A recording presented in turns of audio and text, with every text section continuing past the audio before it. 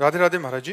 महाराज जी, मेरी परेशानी से बचने के लिए मैं कई बार झूठ बोलता हूँ, पर वही झूठ मुझे और बड़ी मुसीबत में फंसा देता है। मेरी इस आदत से मेरी पत्नी मुझ पर विश्वास करना मुश्किल हो गया है। मैं हर समय हाँ, विश्वास दिलाता हूँ, कई थोड़े बार दिन ऐसा लगता है कि हम झूठ से निकल जाएंगे, लेकिन निकल जाने पर भी हम फंस ये जाएंगे। आदत कैसे छोड़ूं महाराज जी? भाई अब इसको तो तुम्हें अंदर से विचार के द्वारा छोड़ना होगा कि कई बार आप ही नहीं, सब लोग, कि चालबाजी से, झूठ से हम हेलो, कहाँ हो यार, मिलना चाहते हैं, बोले इस समय तुम आगरे में हैं और बगल में पड़ोस में खड़ा हो। मोबाइल से भी बहुत झूठ बोला जाता है, नहीं बोला जाता? तो हमें लगता है कि हम झूठ बोलकर बड़ी सफाई से बच जाते हैं, लेकिन नहीं, वही हमारी गंदी आदत हमको सत्य से दूर कर देती है। नहीं, असत्य संपातक पुंजा। और जब झूठ पकड़ी जाएगी, पकड़ तो जाएगी ना, तो जैसे आपने कहा, पत्नी ने विश्वास करना बंद कर दिया, बहुत बड़ा घाटा हो गया। हमारे पति पत्नी के संबंध में अविश्वास घुस गया, बहुत बड़ा घाटा हो गया। अब आप सत्य भी बोलोगे ना तो नहीं माना जाएगा, बहुत संभलना चाहिए। एक गांव का लड़का गांव वालों को परेशान करने के लिए अपने मित्रों से कहा, देखो मैं, अरे भेड़िया आया, भेड़िया आया, खूब हल्ला मचाया। तो गांव के लोग दौड़े गए रहे। बोले क्या? बोले हंसी मजाक के लिए बुलाया था। अब असली में एक दिन भेड़िया दबोच लिया। बोले भेड़िया आया, भेड़िया। गांव वालों ने सोचा हंसी मजाक ही कर रहा होगा, भेड़िए ने मार डाला उसे। समझ रहे हो? अगर हम झूठ बोलेंगे तो कभी सत्य बोलेंगे तो भी हमारी सत्य बात झूठ मान ली जाएगी कि ये झूठ बोलता है आदमी। हमें लगता है झूठ को धीरे धीरे कम करना चाहिए। कह दें आज से हरिश्चंद्र सत्यवादी, तो ऐसा नहीं हो पाएगा, क्योंकि जवान है और माइंड है, वो झूठ से बचता रहा है तो प्रयास करेगा झूठ का। धीरे धीरे धीरे धीरे अगर हम सत्य बोल देंगे तो फांसी थोड़ी चढ़ा दी जाएगी। हमारे आचरण सही हो जाएंगे, हमारा जीवन सही हो जाएगा। लोग कहते हैं व्यापार में झूठ बोलना ही पड़ेगा।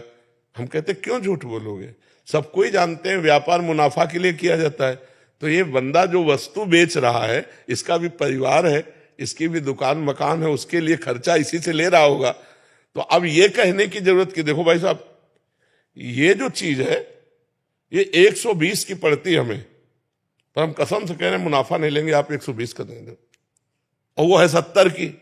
वो कसम खा के, उस झूठ बोल करके 30-40 रुपया अगर बचा पाए, वो तुम्हारे लिए सुखकारी नहीं होंगे। और प्राय लोग ऐसे करते हैं, कसम से कह रहे हैं आपके कारण केवल दे रहे हैं, आप कहो तुम इतना बड़ा व्यापार खोले हो, हमसे इतना व्यवहार मानते हो। वो कसम पूर्वक बोलना, ऐसे बोलना, ये सब गलत। भाई ये 120 की है, जैसे मान लो पूछा 120 की है, मुनाफा हम जितना हमारा बनता उतना ले लिया, आपको लेना ले, नहीं चले जाओ। तो ये जरूर है कि आप थोड़े दिन में प्रकाशित हो जाएंगे कि ये आदमी बेईमान नहीं है, ये एक दाम में बेचता है। तो एक दाम वाले आएंगे आपकी दुकान में। तो हमें लगता है सत्य से चलने पर थोड़ा जरूर लगेगा कि आप देर में धनी बनेंगे, लेकिन अच्छे धनी बन जाएंगे। दीपक की चले जलोगे तो जलते रहोगे, हाइलोजन की तरह प्रकाशित होगे, फ्यूज हो जाओगे। अधर्म ना करो, झूठ मत बोलो, बेईमानी मत करो। पत्नी से कह दो हम वृंदावन होके आ रहे हैं, अब हरिश्चंद्र वाली चाल चलेंगे, झूठ नहीं बोलेंगे, तुम हम पे विश्वास कर ले, ठीक है? नहीं, पति पत्नी में विश्वास न रहा तो यार फिर जीवन किस काम का? सोचो, वो तुम कह रहे हो कुछ भी, वो कह रहे हम जान रहे सब फ्रॉड है, तो क्या फायदा हुआ? हमारे जबान पे वो विश्वास न करे तो अब विश्वास दिलाओ, ठीक है? और किसी के भी साथ भी धोखा मत करो। सर्वेश कुमार जी, राधा वल्लभ श्री हरिवंश महाराज जी। गुरुदेव भगवान, मुझे राम नाम जप में प्रीति है, अपना आराध्य देव प्रभु श्री राम जी को मानता हूँ। महाराज जी, कभी कभी ऐसा लगता है कि मैं अपनी जिम्मेदारियों पर अपने की अपेक्षा अनुरूप नहीं खरा उतर पा रहा हूँ, जबकि मैं अपने पूर्ण मनोयोग से समर्पित होकर हर संभव प्रयास करता हूँ। महाराज जी, मन खिन्न रहता है, मार्गदर्शन करें मेरी उसे खिन्नता अच्छी चीज है, खिन्न रहना अच्छी बात है। गिरा अरथ जल बीच सम कहियत भिन्न न भिन्न, बंदो सीता राम पद जिन्हें परम प्रिय खिन्न। अगर हम भगवत भाव को लेकर खिन्न रहते हैं, असंतुष्ट रहते हैं, तो बहुत उन्नति की ये वृत्ति है। और संसार की तरफ से संतोष और भजन की तरफ से असंतोष, और अपने भजन में खिन्न रहना कि जैसा होना चाहिए वैसा नहीं हो रहा, जैसा भगवान के दासों में जो सद्गुण पाए गए, जो समर्पण पाया गया, वो मेरे में नहीं है, नाथ आप देख लो। ऐसे असंतुष्ट रहना ये परमार्थ की उन्नति का लक्षण है। और इस पर गर्व होना कि मैं तो बहुत चकाचक सद्गुण संपन्न हो, ये लोग फिर पतन का लक्षण है। अहंकार आ जाए अपने समर्पण का, अपनी भक्ति का, तो पतन का रास्ता खुल जाता है। ये जो भागवतिक गर्व है, ये वो गर्व नहीं जो पतन करने वाला कि मैं प्रभु का हूं, तो सब में प्रभु है तो मैं सबका दास हूं। मैं प्रभु का हूं, इस बात की सिद्धि तभी होगी जब सबके दास बनोगे।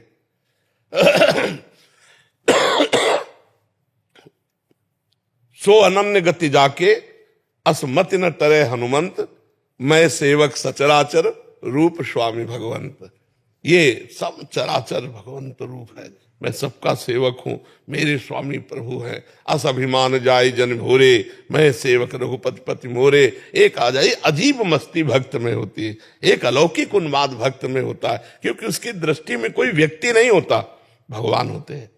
उसकी दृष्टि में परमात्मा होते हैं, सब में वही रमा है। जिसको हम जप रहे हैं, जिसको हम खोज रहे हैं, वो भेष बदलकर मेरे सामने बैठा, मैं पहचान नहीं पा रहा हूं। वही है, वही संत वेश में है, वही असंत वेश में है, सब रूपों में वही है। उसी सिया राम में सब जग जान।